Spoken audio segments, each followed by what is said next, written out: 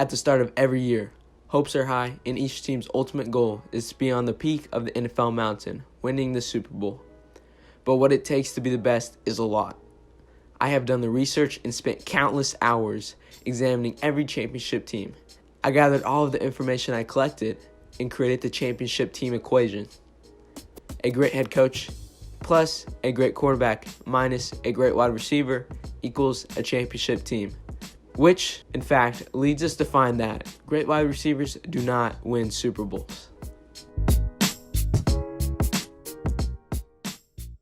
In the vast history of the NFL, there has been some incredible talent at the wide receiver position. Most of the greatest wide receivers have a lot in common: the absence of a Super Bowl win.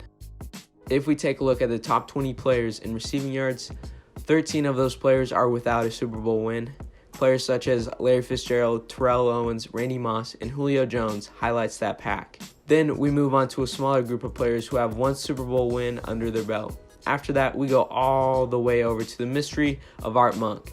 He ranks number 20 in most receiving yards, yet he managed to win 3 Super Bowls in his time. Now you are probably wondering, there is one player I haven't mentioned yet who is considered to be the GOAT at this position: Jerry Rice. He is in a league of his own, light years away from any sort of competition. What Jerry Rice did in his career is truly impressive, and he's an outlier to this theory. That is not even the most surprising part. If we take a look at the best to do it each year from 2010 to 2019, not a single All-Pro receiver won the Super Bowl the same year. You have to go all the way back to 2006 to find the only receiver acknowledged as an All-Pro player and win the Super Bowl in the same year.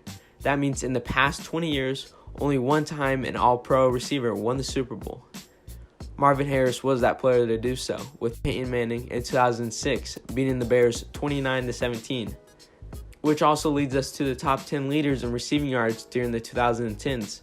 Only one receiver has a Super Bowl win, and it's Demaryius Thomas when the Broncos beat the Panthers 20-18. Along with that, since 2000, 77 wide receivers have been drafted in the first round. Of those 77 players, only 14 have won a Super Bowl. Of those 14 players, only 2 were actual star receivers. The green highlighted boxes represent the draft years in which the star receivers were drafted and went on to win the Super Bowl: 2001, Reggie Wayne, and 2010, Demaryius Thomas.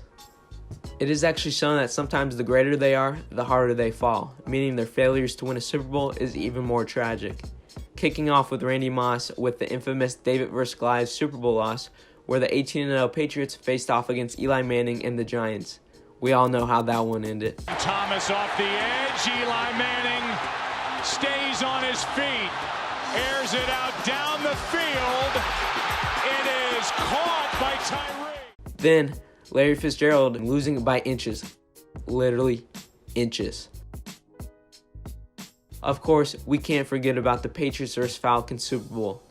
Sorry, Falcon fans. Even with Julio Jones' amazing performance, Falcons still managed to blow the 25-point lead. And that's just the beginning of the list. Receivers like Terrell Owens, Wes Welker, Steve Smith, Andre Reed, and Tim Brown have all lost tragic Super Bowls. So what does this all mean?